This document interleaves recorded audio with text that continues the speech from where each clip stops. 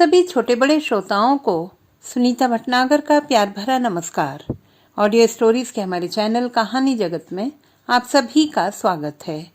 हिंदी कहानियों की श्रृंखला में आइए आज सुनते हैं नीरजा हेमेंद्र जी द्वारा रचित कहानी गीली घास। अंकिता के ब्याह को 25 वर्ष पूरे होने में बस एक सप्ताह शेष रह गए हैं। आगामी 12 दिसंबर को उनके ब्याह की 25वीं वर्षगांठ है। निर्मल कितने प्रसन्न हैं। वह अपनी शादी की इस वर्षगांठ को स्मरणीय बनाना चाहते हैं। उन्होंने इस दिन के लिए कुछ विशेष तैयारियां पहले से ही कर ली हैं। मसलन एक भव्य पार्टी, अतिथियों का स्वागत, खाना पीना, पार्टी के लिए उपयुक्त स्थान आदि आदि। निर्मल एक निजी कंपनी में वरिष्ठ प्रबंधक के पद पर कार्यरत हैं। उम्र 50 वर्ष के आसपास। बालों में यत्र तत्र बिखरी सफेदी तथा आंखों पर सुनहरे फ्रेम का चश्मा उनकी उम्र का आकलन करने के लिए पर्याप्त है। किंतु अंकिता ने निर्मल की बढ़ती उम्र की तरफ कभी ध्यान न दिया। यूं कहें कि जीवन की भाग दौड़ ने इतना समय ही न दिया कि वह पीछे मुड़कर व्यतीत हो चुके समय को दिनों, महीनों, वर्षों में बांध सके। निर्मल एक निजी कंपनी में वरिष्ठ प्रबंधक के पद पर कार्यरत हैं। अंकिता के नेत्रों के समक्ष उन दिनों की स्मृतियां सजीव होने लगी जब वह युवती थी। शादी के पश्चात सुनहरे सपनों को पलकों पर सजाए वह ससुराल आ गई। निर्मल का परिवार एक मध्यम वर्गीय परिवार था। परिवार के सदस्यों के विचारों से तालमेल बिठाते हुए, खट्टे मीठे अनुभवों को आत्मसात करते हुए उसके दिन व्यतीत होने लगे। निर्मल उसका बहुत ध्यान रखते थे। विवाह के 1.5 वर्ष पश्चात क्षितिज उसकी गोद में आ गया। परिवार के सदस्यों का प्यार उसके प्रति थोड़ा सा बढ़ गया। उसका कारण कदाचित पुत्र का होना था। ऐसा उसे अनुभव भी हुआ कि पुत्री के होने पर परिवार के सदस्यों के स्नेह में इतनी वृद्धि कदापि न होती। निर्मल भी बहुत प्रसन्न थे। दिन मानो पंख लगाकर उड़ते जा रहे थे। इसी बीच पदोन्नति के पश्चात निर्मल का तबादला दूसरे शहर में हो गया। वहां मेरी दूसरी संतान पुत्री के रूप में हुई। मैंने और निर्मल ने अपना संपूर्ण स्नेह बच्चों को दिया। निर्मल अपनी आर्थिक स्थिति से अधिक बच्चों पर खर्च करना चाहते थे। बच्चों की शिक्षा अच्छे कॉलेज से हो, ये उनकी बड़ी इच्छा थी। इसके लिए उन्होंने आर्थिक कठिनाइयां उठाई, किंतु उनकी शिक्षा से कोई समझौता नहीं किया। घर गृहस्थी के रोजमर्रा के कार्यों, समस्याओं को निपटाते 2 प्यारे से बच्चों के साथ निर्मल के संरक्षण में सुनहरे दिन पंख लगाकर उड़ते जा रहे थे। छुट्टियों में वह बच्चों के साथ कभी अपने माता पिता के घर मैके चली जाती, तो कभी निर्मल के घर ससुराल। मौसम अपना रंग बदलता रहा, कभी तपिश के रूप में तो कभी रिमझिम फुहारों के रूप में, कभी कठोर सर्द दिनों के रूप में तो कभी अमराइयों से लुका छिपी खेलते वसंत के रूप में। समय का चक्र अपनी गति से चलता रहा। मेरी पुत्री सारा 10 वर्ष की हो गई। बहुत संवेदनशील बालिका थी वह। गर्मियों की छुट्टियों में मैं ससुराल गई।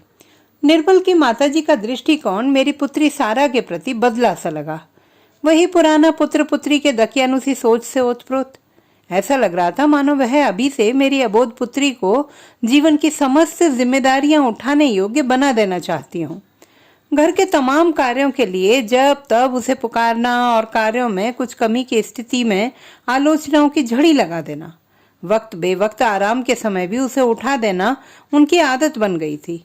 यह सब देखकर कभी कभी उनका प्रतिकार करने की मेरी तीव्र इच्छा होने लगती, किंतु घर का माहौल तनावपूर्ण न हो जाए, यह सोचकर निर्मल मुझे ऐसा करने से मना कर देते।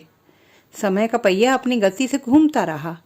पलों को अपनी आगोश में समेटे हुए दिन रात ढलने लगे। खूबसूरत ऋतुएं वक्त के पन्नों पर अपनी दस्तक देती और चली जाती। पल दिनों में, दिन वर्षों में तब्दील होकर व्यतीत होने लगे।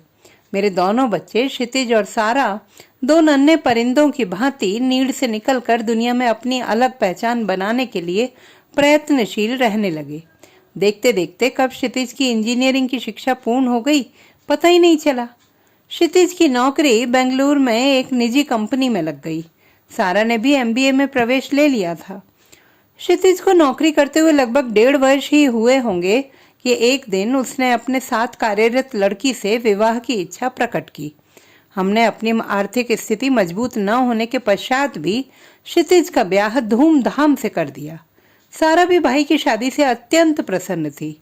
विवाह के पश्चात क्षितिज का फोन आना कुछ कम हो गया।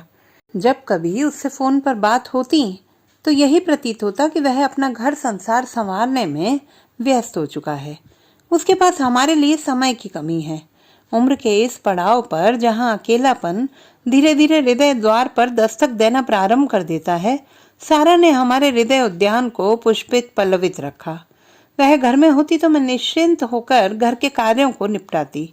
कॉलेज से आकर वह अपने कॉलेज की तमाम बातें बताती थी। दिन में व्यतीत हुए किसी हास्य प्रसंग पर मैं भी उसके साथ खिलखिलाकर हंस पड़ती। सारा ने हमारे अकेलेपन को खुशियों से भर दिया था। क्षितिज के लिए मेरा मन फिक्रमंद रहता। वह दिन में 1-2 बार फोन कर लेता। शाम को निर्मल से भी बातें हो जाती। इस प्रकार उसका कुशल क्षेम पता चलता रहता। बहू से भी बातें हो जाती थी। मन बड़ा ही निश्चिंतता का अनुभव करता कि मेरे बेटे बहू अच्छे हैं, कम से कम अपने माता पिता के लिए सोचते तो हैं। धीरे धीरे दिन व्यतीत होते जा रहे थे।